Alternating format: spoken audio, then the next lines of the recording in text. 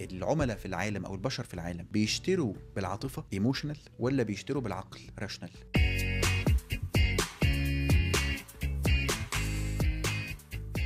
انا طبعا مش هجاوبك من وجهه نظري، انا هحكي لك تجربه لطيفه جدا اسمها الجام اكسبيرمنت. التجربه دي مجموعه من الناس كده عملوها عشان يشوفوا فكره.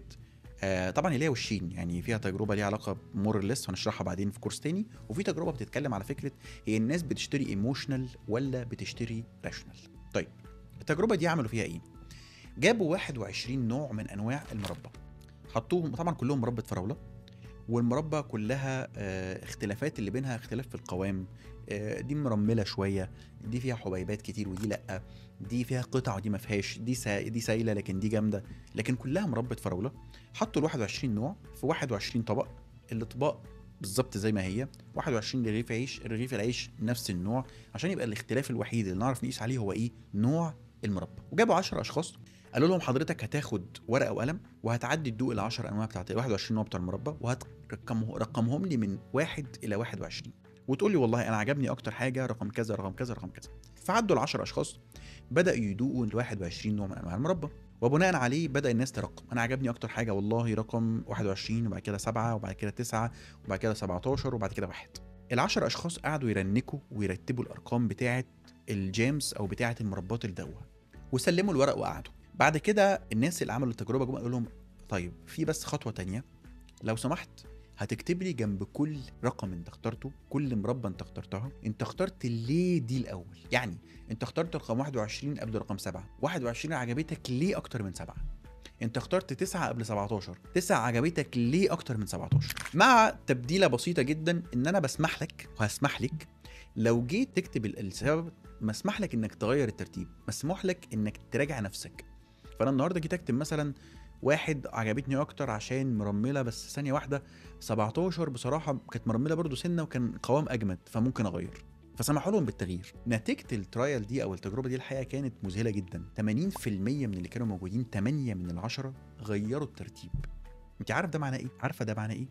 معناه ان 80% من البشر بيختاروا بالايموشنز، لان هو اختار الاول باللي شكله عجبه، لما قعد يفكر ويحسب هو ده عجبني ليه اكتر من ده، غير الترتيب وعاد الترتيب بتاع الجيمز اللي هو اختارها. لما تيجي تعمل سيلينج سولوشن ما ينفعش ابدا ما نقفش شويه حلوين ونتكلم عن حاجه اسمها المهرابيان رول. المهرابيان رول او كما تسمى ال 55 38 7 بتتكلم على الكوميونيكيشن سكيلز. لما اجي ابيع اي حاجه لحد او لما اجي اتكلم مع اي حد في اي موضوع، الرساله بتاعتي او المسج بتاعتي او الكوميونيكيشن مسج بتاعتي بتوصل له ازاي؟ بتوصل له عن طريق ايه؟ 55% منه بتوصل له عن طريق البادي لانجوج، 38% بتوصل عن طريق التون، و7% بس بتوصل عن طريق الوورد او الكلام او اللي انت بتقوله. عارفين القاعده بتاعت مش مهم ابدا انت بتقول ايه، المهم انت بتقوله ازاي؟ القاعده دي حقيقيه. انت بتتكلم على 93% من الرساله بتصل الى الشخص الاخر عن طريق صوتك وتونك وعن طريق حركه جسمك والبادي لانجوج بتاعتك، و7% بس بتوصل عن طريق كلام. انا هعمل لك تجربه عمليه، هعمل لك تجربه عمليه حالا ازاي التون والبادي لانجوج اهم من الكلام. في جمله معينه، الجمله دي انا هقولها لك بخمس ست طرق مختلفه، نفس الجمله بالظبط هقولها لك، بس كل مره بغير التون والبادي لانجوج بتاعتي، هتلاقي كل مره اختلفت في المعنى. لما اجي اقول مثلا انا ما قلتش ان هو اللي سرق الفلوس، دي الجمله. لما اجي اقول انا ما قلتش ان هو اللي سرق الفلوس، يبقى مش انا اللي قلت، انا ما قلتش، ممكن يكون حد تاني اللي انا ما قلتش ان هو اللي سرق الفلوس. لما اجي اقول انا ما قلتش ان هو اللي سرق الفلوس، يبقى انا بنفي نفي قاطع ان هو سرق الفلوس. انت جبت بتقول على لساني الكلام ده ليه؟ لما اجي اقول انا ما قلتش ان هو اللي سرق الفلوس، لكن في حد تاني في الاوضه ممكن يكون سرق الفلوس. لما اجي اقول انا ما قلتش ان هو اللي سرق الفلوس، لكن ممكن يكون اخدها غصب عنه، صح؟ المعنى بيتغير. لما اجي اقول انا ما قلتش ان هو اللي سرق الفلوس، بس ممكن يكون قصدي انه سرق الموبايل. نفس الجمله لو اتقالت باربع خمس ست طرق مختلفين، كل مره غير التون وغير البادي لانجوج بتاعتك، هيوصل المعنى بطريقه مختلفه جدا. عشان كده مفيش حاجه اسمها في البيع ان انا احفظ، مفيش حاجه اسمها في الكولد كولز او في التريننج لما اروح مثلا اعمل تريننج على سيلينج سكيلز في شركه ادويه او حاجه، ابقى عارف كويس قوي ان انا اخش للدكتور او هخش للشخص اللي ببيع له النهارده، الكاستمر او الكلاينت بتاعي، هبيع له الحاجه البينيفيتس الفلانيه. شغال في بنك، فاجي النهارده اقول انا عارف ان انا المنتج بتاعي والكريدت كارد بتاعتي فيها الميزات بتاعت 1 2 3 4، فهبيع 1 2 3 4. مفيش حاجه اسمها كده. اولا لازم تعرف نوع العميل ايه، هبيع له ازاي. ثانيا لازم تعرف النيد اللي عند العميل ايه، فلازم تعمل له بروبينج كويس، ولازم تتكلم معاه على النيد بتاعته شكلها عامل ازاي.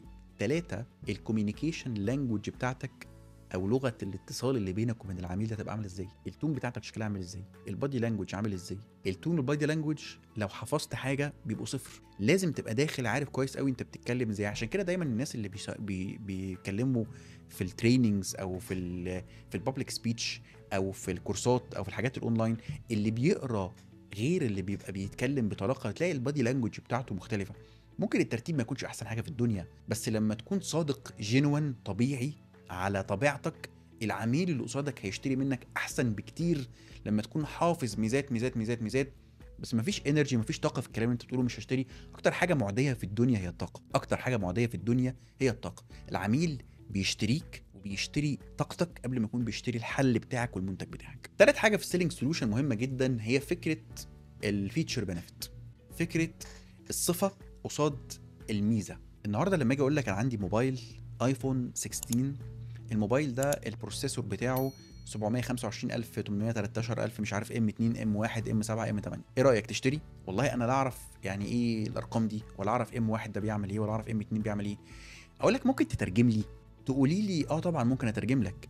البروسيسور بتاعه كذا، يعني الموبايل ده حضرتك بيتحمل انك تفتح اي عدد من الابلكيشنز ما بيهنكش، ممكن تفتح فيديو في الباك اند ببرنامج تاني وما يهنكش، ممكن تصور 4K وما يفصلش. او لما اجي اقول لك النهارده انا هبيع لك موبايل، الموبايل ده يا فندم 17000 امبير في البطاريه بتاعته، يعني ايه؟